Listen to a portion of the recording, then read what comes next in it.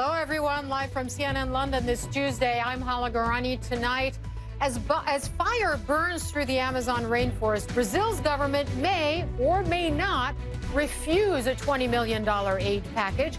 How a personal feud could be fueling the flames. Plus, Iran's president responds to Donald Trump, saying he'll talk, but with strings attached. And Puerto Rico under threat once again. A new storm is approaching the island, still recovering from Hurricane Maria. A personal feud between two world leaders could be hampering efforts to put out those wildfires raging in the Amazon. Brazil is flirting with rejecting the G7's offer of $20 million in aid, with President Jair Bolsonaro now saying he'll only take it if French President Emmanuel Macron, quote, withdraws insults. Mr. Bolsonaro is trading praise, though, with U.S. President Donald Trump and touting what he calls great success in fighting the flames. Nick Payton-Walsh joins me now from near the fires in Porto Velho, Brazil. So what's the latest on this offer of aid from G7 countries? Is Bolsonaro taking it or rejecting it? We don't know.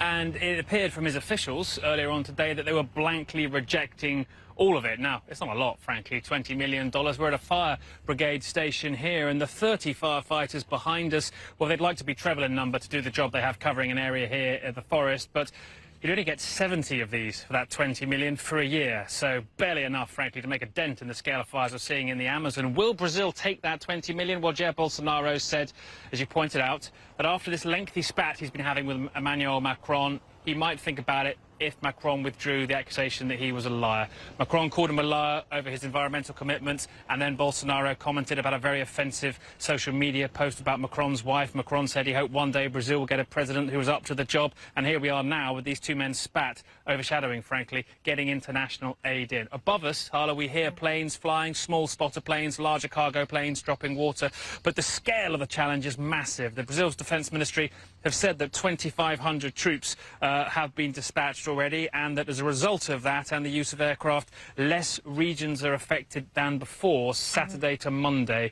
Hard to know what that really means in terms of the number of fires raging, but they're trying to show they're making progress, although it's, what, I mean, not that many, under kind of about 5%, I think, of the number of troops they promised have actually been dispatched so far. Hala? Yeah. And so what, I mean, are these fires, is the situation better? Are they more under control now than, say, a week ago? What's the latest on the status of the fires in the Amazon?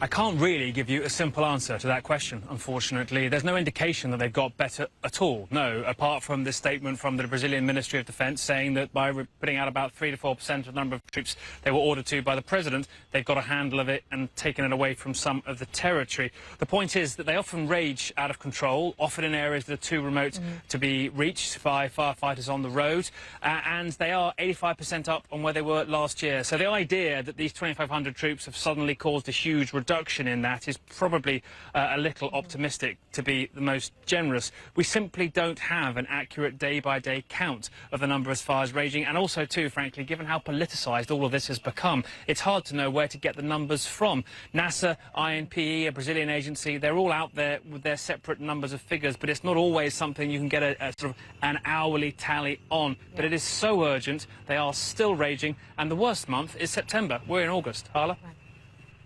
All right, Nick Payton-Walsh, our senior international correspondent there in the area there, in an area close to those raging wildfires.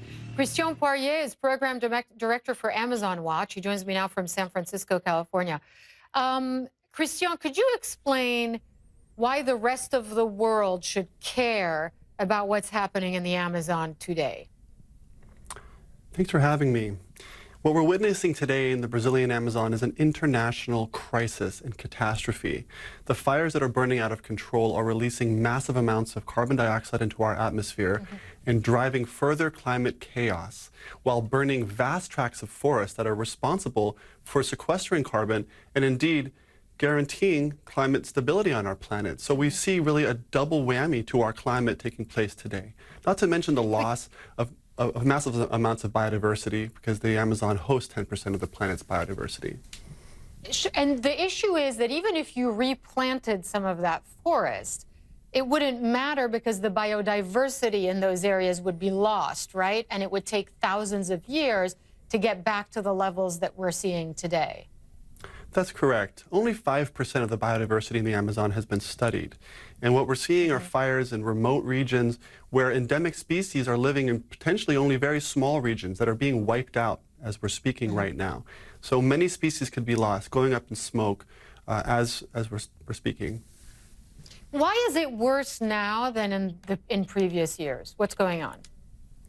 Well, clearly what's happening this year is the direct result of the Jair Bolsonaro government's environmental and human rights policies.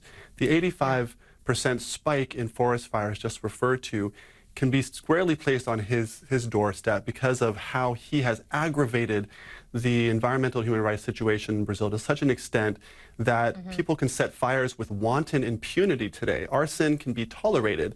Environmental crime is explosive, including the increase in illegal deforestation, 67% increase since last year. This is all attributable to the Bolsonaro regime.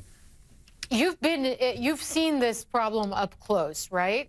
How do you solve it? Because a lot of the fires are set, I mean, some of it is arson, as you mentioned, but others are set by farmers. They need to deforest areas for grazing or for farming. How do you stop this from, how do you stop or slow at the very least, the rate of deforestation? Indeed, these fires are set by a variety of actors. Some of them are smallholders, and these are contained fires. It's actually a traditional practice.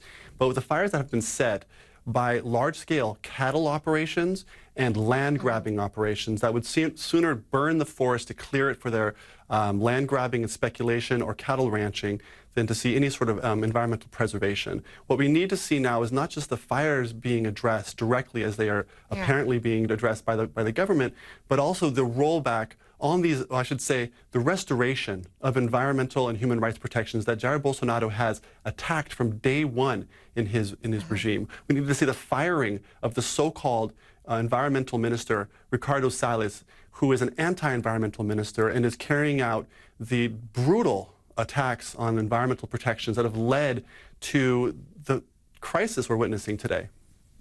Right. And by the way, President Bolsonaro of Brazil has defended himself. He's essentially blaming international treaties. He's blaming other actors as well for what's going on in the Amazon rainforest and deflecting the blame. How do you react to what President Bolsonaro has said just in the last few days about these fires? And also, by the way, I should mention also the possibility he might reject that aid, although experts, and I'm sure you'll agree, will say $20 million is a bit of a drop in the bucket, so to speak, here. Absolutely. The Bolsonaro regime has absolutely no credibility. In fact, he is a pathological liar. And I would say that he has been absolutely isolated. The only people coming to his defense are members of his own regime. Now, the $20 million is indeed a drop in the bucket to address what we need to see in terms of international coordination to support the Brazilian government's efforts to put out these fires. So the spat between Macron and Bolsonaro is a sideshow. It's unfortunate, but we need to take full attention to what's happening today and understand whose responsibility it is. In fact, Bolsonaro will always try to defer responsibility. That's what he does. He's a master of fake news, much like Donald Trump. And we need to see both of these leaders in the same light. And Donald Trump has praised President Bolsonaro just in the last few hours.